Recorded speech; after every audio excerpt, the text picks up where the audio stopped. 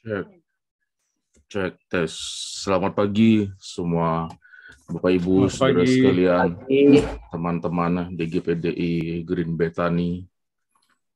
Pada pagi hari ini bersyukur dan berterima kasih untuk kesempatan yang diberikan dari Bapak Gembala, Saudara James Andres, rekan pelayanan yang setia mengirimkan kepada saya renungan-renungan dan juga pasti mendoakan. Dan terima kasih juga buat dukungan doa dari seluruh teman-teman di Green Bethany. Bukan minggu ya, bulan lalu rasanya ya. Saya bersaksi bahwa ada sesuatu yang tidak beres dalam untuk saya buang air kecil gitu. Dan hari Minggunya saya bersaksi juga di gereja, di jemaat dalam ibadah hari Minggu, dan semuanya kelihatannya berjalan dengan sangat baik, Bapak Ibu Saudara sekalian. Setelah saya bersaksi di hari Minggu itu, dalam ibadah Minggu, bertepatan juga di jemaat ada dokter spesialis internis yang hadir dalam ibadah itu. Dan setelah selesai ibadah, saya berbicaralah dengan dia. Dan dia suruh datang aja ke klinik, Pak Pendeta, dia bilang. Saya bilang, kalau besok kan tutup. Waktu itu Waisak. Ya, bulan lalu itu sekitar tanggal 16 Mei itu Waisak. Tapi dia bilang datang aja Pak Pendeta, enggak apa-apa. Jadi udah saya hari Senin datang sesuai dengan janji jam 11 siang begitu.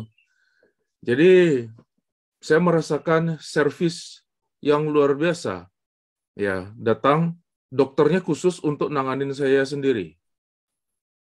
Kliniknya buka khusus untuk saya, dan akhirnya saya diperiksa. Diketahui ternyata di bagian ginjal saya itu memang ada seperti apa itu namanya, debu-debu begitu ya, istilahnya kayak putih-putih gitu waktu di USG. Jadi semuanya di USG.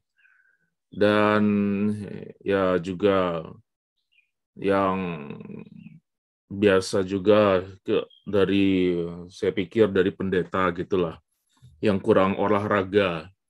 Dia selalu bilang, aduh ini susah nih, nggak kelihatan sensornya. USG-nya susah menembus, lemak-lemaknya tebal sekali. Levernya ditutupi lemak katanya. Beginilah biasanya pendeta, kata dia. Ya, sudah lama memang saya nggak olahraga. Tapi yang mengejutkan, waktu saya bilang berapa kali saya gagal untuk donor darah, karena tensi saya dideteksi ya tinggi, tapi saya nggak percaya. Karena pertama di tekanan darah saya 160, terus kemudian saya pernah 3 kali gagal donor darah karena tensi saya tinggi.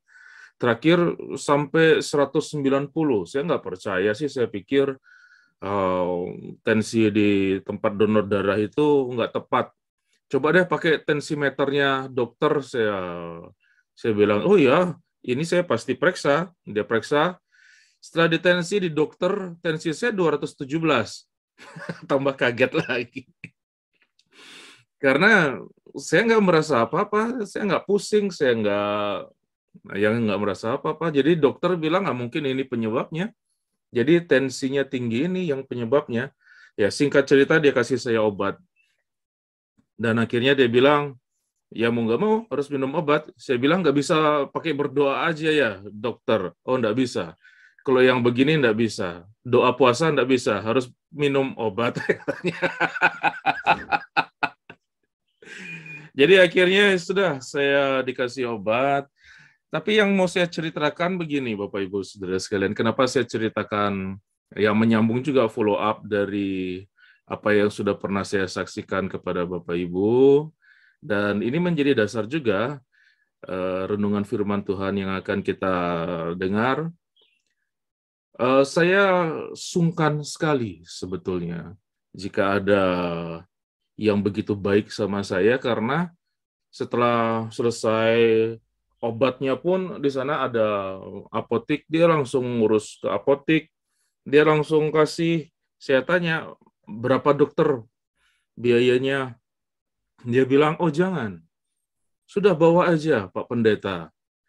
Ya, saya udah dilayani khusus di hari liburnya, dia juga sudah ambilkan obatnya.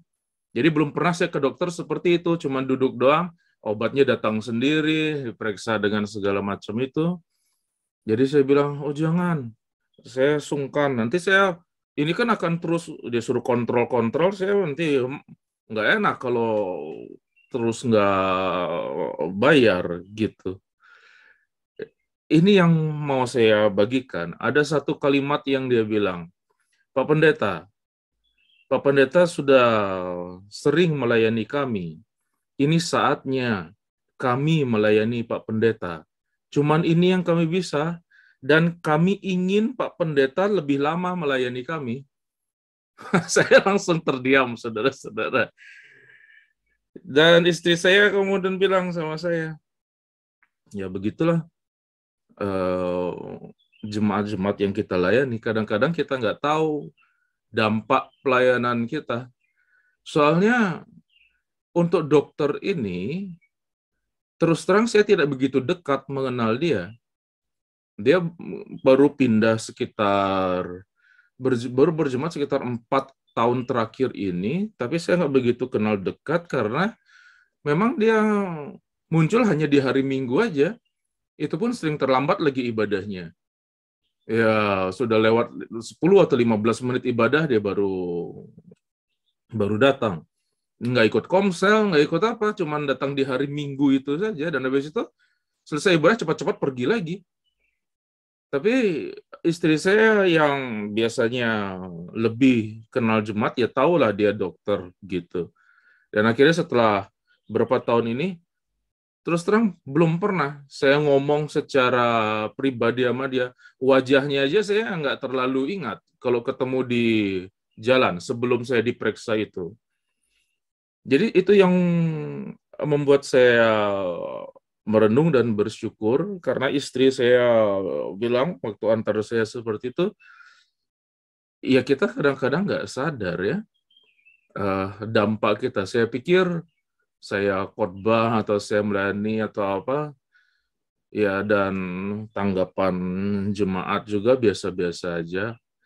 Ya mungkin kalau jemaat yang saya kenal, yang ikut komsel atau yang sudah biasa saya kenal baik, memperlakukan saya demikian, ya mungkin saya anggap wajar saja. Tapi kalau dokter ini yang saya pikir dia cuek-cuek aja. Dia datang, sudah terlambat, perginya duluan, pas doa berkat langsung pergi.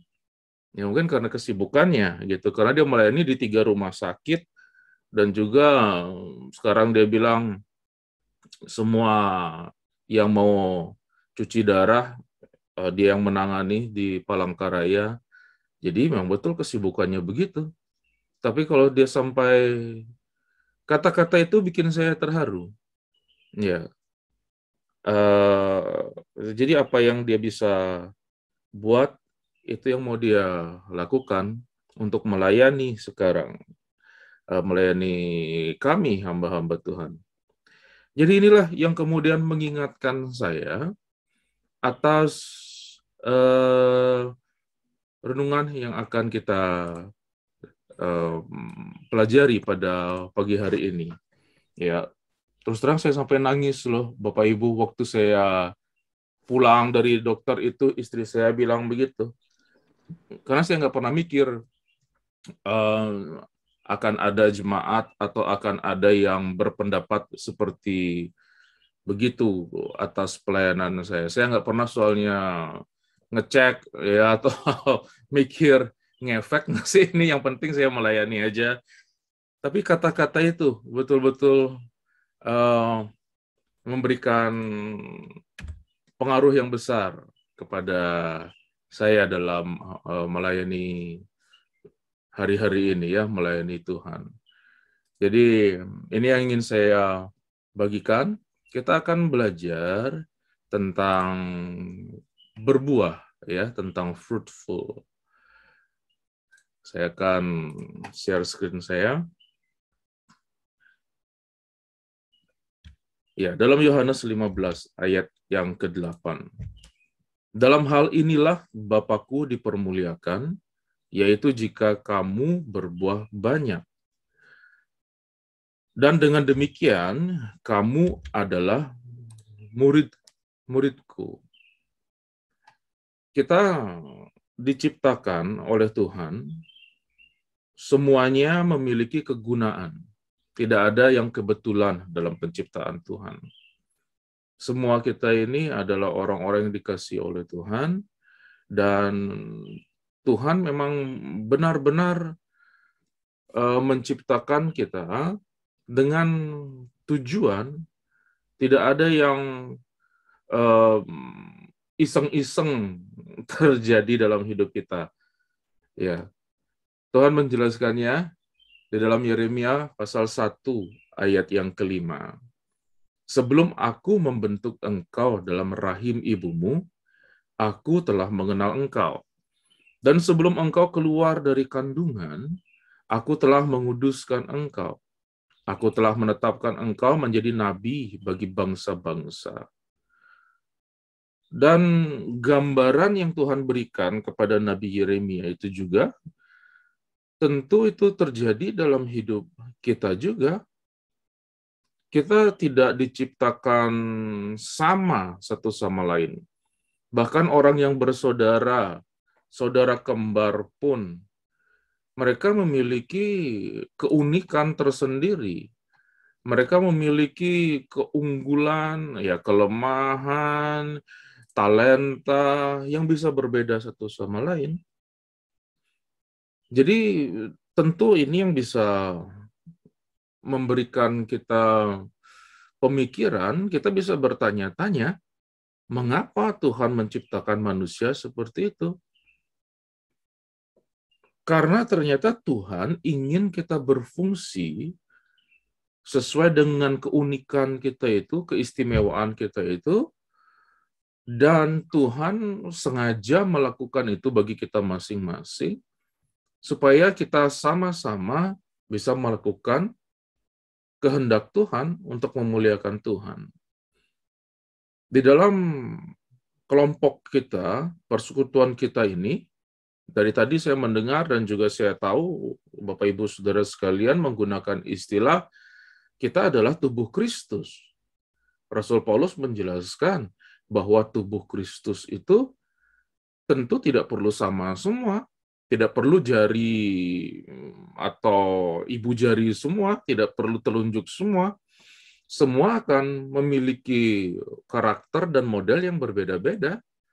Ada yang jempol, ada yang telunjuk, ada yang jari tengah, ada yang jari manis, ada yang kelingking, ada bagian-bagian tubuh yang lain, kaki, tangan, dan sebagainya. Jadi kita sebetulnya harus mensyukuri.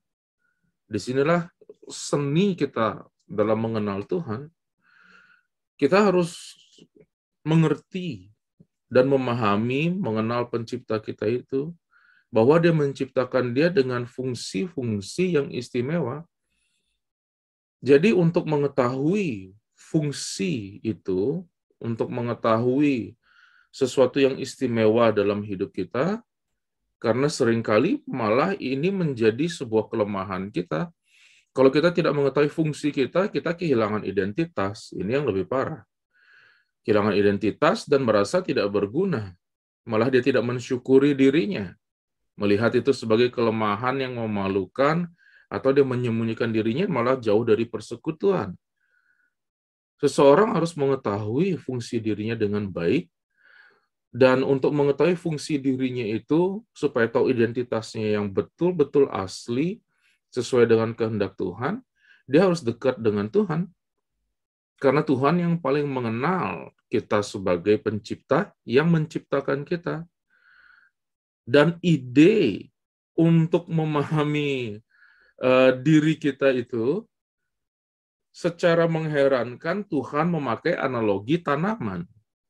Sering sekali Tuhan memakai analogi bahwa manusia yang Tuhan ciptakan itu dianalogikan seperti tanaman. Kalau tanaman tidak berfungsi seperti seharusnya atau tidak maksimal, tanaman itu akan dipotong dan dibuang, bahkan dibakar, dan kemudian menjadi sampah saja. Tadi kita sudah melihat di dalam Yohanes 15 ayat yang kedua, setiap ranting padaku yang tidak berbuah dipotongnya, dan ranting yang berbuah dibersihkannya, supaya ia lebih banyak berbuah. Jadi sudah berbuah pun tetap harus dibersihkan. Sudah berbuah pun masih terus harus dipantau.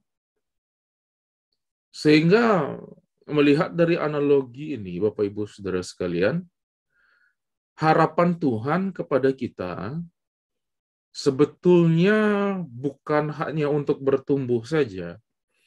Kekeliruan dari orang Kristen biasanya memakai istilah itu. Mereka banyak yang berkilah, katakan misalnya pindah gereja. Kenapa kamu pindah gereja? Saya nggak bertumbuh di situ. Saya mau bertumbuh di tempat lain. Misalnya seperti itu. Atau ada yang mengejar seperti tadi, pertumbuhan. Saudara diharapkan supaya bertumbuh. Dan saudara memikirkan diri saudara, saudara senang dengan pertumbuhan. Padahal sebetulnya dari standar Alkitab, kita keliru. Tuhan tidak hanya sekedar ingin kita bertumbuh, Tuhan ingin kita sampai di level berbuah. Dan berbuahnya pun harus baik buahnya. Karena kalau setelah berbuah, dia harus dibersihkan. Ada sebuah pelajaran yang menarik yang saya terima juga. Ada seorang teman yang mempunyai mertua. Dia punya kebun, salah satu tanaman dia adalah anggur. Ya, agak istimewa juga memang. Kalau di Palangkaraya bisa menumbuhkan anggur, biasanya di Palangkaraya ini karakter tanahnya itu berpasir, pasir putih gitu kayak pasir di pantai. Biasanya yang subur ya itu pineapple ya, yang biasa subur itu nenas. Tapi ini berhasil dia tanam anggur dan hebatnya berbuah. Buahnya lebat. Berapa waktu yang lalu, istri saya berkunjung ke rumahnya dan heran. Karena melihat buah anggur itu di atas meja, banyak kata istri saya, buah anggurnya berserakan. Berserakan seperti baru dipencet-pencet gitu, baru dikupas-kupas, pokoknya kayaknya seperti dimainin begitu. Sayang sekali, padahal kelihatannya bagus. Saya melihatnya bagus buahnya. Buah anggur yang hijau. Itu biasanya mahal itu. Setelah ditanya sama teman saya, kenapa berserakan begini anggurnya eman-eman? Daripada dibuang-buang begitu, mending kasih ke kami. Teman saya bilang, oh tadi baru datang dari dinas tanaman atau ada konsultan tanaman yang diundang oleh mertuanya. Buat apa? Buat ngecek buahnya. Buahnya bagus, pertumbuhannya bagus, tapi rasanya asam, nggak bisa dimakan. Sampai perlu sewa konsultan. Jadi tanya pupuknya kayak apa, gimana yang harus dilakukan lagi. Jadi bayangkan Bapak Ibu Saudara sekalian, sudah berbuah tetap nggak puas yang punya. Ya, hanya bagus untuk mata. Tapi ketika dirasakan, buah itu nggak bisa dimakan karena terlalu asam, nggak normal. Jadi dirombak lagi tuh kebunnya nanti, dirombak tanahnya dan macam-macamnya. Jadi ini yang membuat saya kemudian berpikir dan merenungkan dari firman Tuhan ini. Kenapa target Tuhan ingin kita sampai berbuah? Karena proses berbuah itu cukup panjang. Untuk tanaman sampai berbuah, dia harus bertumbuh dulu. Betul. Ketika dia bertumbuh, sebelum dia bertumbuh, dia harus berakar dulu. Untuk dia bisa berakar, dia harus ada dalam lingkungan yang tepat. Tidak sembarangan tanaman itu mau berakar. Dia harus ada di tanah, di udara, di air, atau suhu yang tepat. Untuk mendapatkan lagi tanaman yang mau berakar, bertumbuh, dan berbuah yang baik, bukan sembarangan tanaman yang akan ditanam. Benihnya juga harus unggul. Salah satu lagi tanaman yang terkenal di Kalimantan Tengah ini adalah sawit. Bapak Ibu pasti yang sudah bergerak di sawit tahu, benih sawit itu didatangkan dari mana yang bagus.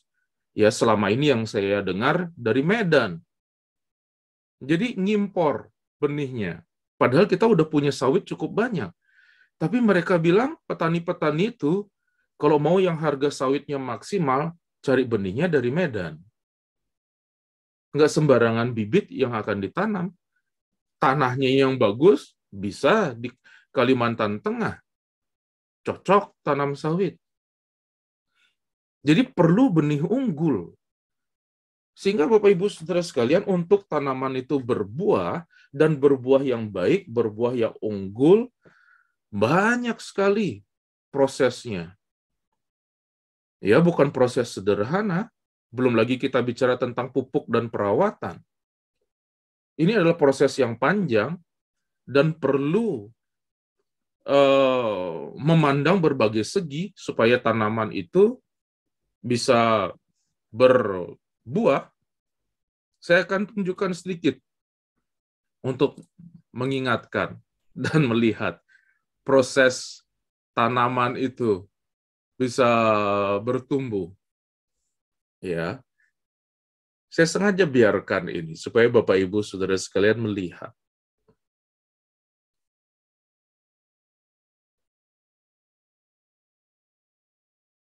Nggak gampang. Ini perlu waktu yang lama. Hanya untuk sekedar benih itu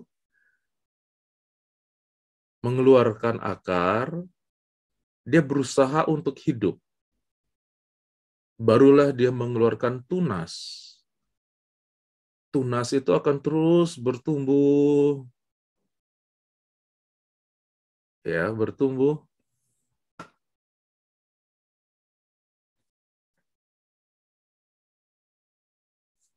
Dan Bapak Ibu lihat, perhatikan. Akar itu hidup. Dia terus mencari sari-sari dari tanah itu untuk menopang pertumbuhan dari tunas itu sampai dia jadi tunas. Itu baru tunas, belum jadi pohon yang berbuah. Itu lihat, ini waktunya lama, ini time lapse-nya ini bukan sehari 2 hari. Akhirnya sudah lumayan. Kita nggak ada waktu nungguin dia berbuah. Kita biar lanjut. Ya. Jadi Bapak Ibu, kita perlu memperhatikan hari ini bagaimana akar kita. Bagaimana kita bisa berakar. Kemudian bagaimana kita bisa bertumbuh. Dan juga bagaimana kita bisa berbuah. Karena perhatikan baik-baik. Pada saat tanaman itu berbuah, malah itu kondisinya yang paling rawan. Biasanya kalau masih daun-daun begitu, kurang begitu menarik perhatian. Tapi ketika dia sudah berbuah, kami melayani di Sekolah Alkitab Palangkaraya, saat itulah kalau tumbuhan itu sudah berbuah, itu paling rawan. Siswa-siswi Sekolah Alkitab itu adalah predator yang produktif, Bapak Ibu Saudara sekalian. Bukan cuma di Sekolah Alkitab Palangkaraya kali. Di kami juga kalau di Sekolah Alkitab Batu dulu bersama dengan Saudara James sering diperingatkan, itu tanaman di Taman Eden. Pohon-pohonan di area Sekolah Alkitab itu tidak boleh dipetik sembarangan buahnya. Saya baru memproses di Sekolah Alkitab. Ya, ada yang panen-panen sendiri. Selain dari mereka, ya tentu kelelawar, binatang-binatang yang lain itu juga ya berbahaya. Karena kalau kelelawar hanya gigit sedikit ya udah eman, habis itu buahnya. Ada macam-macam buah, nangka, rambutan, jambu yang baru musim jambu kemarin, mangga. Itu rawan sekali, cuma digigit sedikit udah nggak bisa lagi kita makan. Jadi Bapak Ibu Saudara sekalian, saya ingin sekarang pada pagi hari ini kita memperhatikan bahwa ketika tanaman itu berbuah, hubungan tanaman itu dengan pemilik pohon itu semakin intens. Karena itu yang kami lakukan. Kalau pohonnya udah berbuah, sekarang kami lebih dekat dengan pohon itu. Buahnya diplastikin, diperhatikan, udah cukup matang atau belum, baru kita panen. Ya, supaya ya mendapatkan buah itu secara maksimal. Jadi secara sadar atau tidak, hubungan kita dengan pohon itu jadi semakin dekat karena kita merhatiin terus. Dan pohon itu juga ya semakin terawat karena ya dia sudah berbuah. Maka dari itu pada pagi hari ini kesimpulan kita, satu kebanggaan kalau kita bisa berbuah. Karena buah itu adalah proses yang panjang dan mahal. Tidak salah kalau buah itu yang menjadi target Tuhan dalam hidup kita. Dan Tuhan pun ingin buah itu adalah buah yang maksimal. Kemudian yang kedua yang perlu kita renungkan adalah kita mendukung orang lain untuk berbuah. Kita harus bisa bangga kalau orang lain itu berbuah. Jadi kita belajar mendukung rekan-rekan kita. Ketika mereka berproses bertumbuh dan berbuah, kita mendukung mereka. Ya, bukannya malah menyabot. Ada perumpamaan yang Tuhan Yesus jelaskan tentang gandum dan lalang. Iblis itu senang mensabotase dalam proses penanaman gandum di sebuah ladang. Iblis memberikan benih lalang. Itu bukan karya anak-anak Tuhan. Itu harus kita koreksi. Kita harus bisa mendukung orang lain. Ketika teman kita berbuah, kita bisa mendukung. Dan yang ketiga, selalu ada harapan untuk berbuah. Selalu. Tadi saya jelaskan tentang teman saya itu yang punya pohon anggur. Dia nggak langsung hancurkan pohon anggurnya. Dia panggil konsultan, bayar untuk diskus. Mau ganti pupuk kah? Mau dia bayar harga. Jadi, kalau tidak mampu berbuah sekarang, dekatlah pada sumber kehidupan itu. Karena sumber kehidupan itu, dia adalah satu-satunya rahasia untuk bisa bertumbuh dan berbuah. Maka dari itu, dalam Yohanes 15 ayat 4-5, Tuhan Yesus menjelaskan sebuah inti pokok dari perumpamaan dia tentang pohon anggur ini yang harus bisa berbuah. Tinggallah di dalam aku, dan aku di dalam kamu. Sama seperti ranting tidak dapat berbuah dari dirinya sendiri kalau ia tidak tinggal pada pokok anggur. Demikian juga kamu tidak berbuah jikalau kamu tidak tinggal di dalam aku. Akulah pokok anggur dan kamulah ranting-rantingnya. Barang siapa tinggal di dalam aku dan aku di dalam dia, ia berbuah banyak. Sebab di luar aku, kamu tidak dapat berbuat apa-apa. Jadi sekali lagi, pada pagi hari ini kita mempelajari sebuah hubungan timbal balik antara pokok anggur dengan ranting-rantingnya. Antara pemilik pohon dengan pohonnya. Antara pohon itu sendiri dan buah-buahnya dan juga kehidupan pohon itu sendiri yang bisa kuat bertumbuh, berakar, bertumbuh, dan berbuah. Hubungannya bagi kita apa? Dan hubungannya dalam cerita saya tadi, dalam kesaksian saya, kesimpulan akhir dari perenungan ini, kehidupan kita ini adalah kehidupan yang saling berhubungan. Kita saling mengisi satu sama lain. Saya sebagai seorang hamba Tuhan tidak bisa berdiri sendiri tanpa jemaat, katakanlah begitu. Dan selama ini, kalau kita melayani, kita merasa mungkin responsnya begini dan begitu. Ya, tetapi ketika kita betul-betul mendengar respon dari yang kita layani, dan dia merespon dengan baik, kita senang. Itulah buah pelayanan kita. Begitu juga sebaliknya. Jemaat-jemaat pun tidak bisa berdiri sendiri tanpa pemimpin. Bapak Ibu Saudara sekalian dipimpin oleh gembala saudara. Dan sebagai seorang pemimpin, gembala saudara pasti mengarahkan saudara untuk berbuah yang maksimal dan untuk menghasilkan sebuah pohon yang berbuah secara maksimal.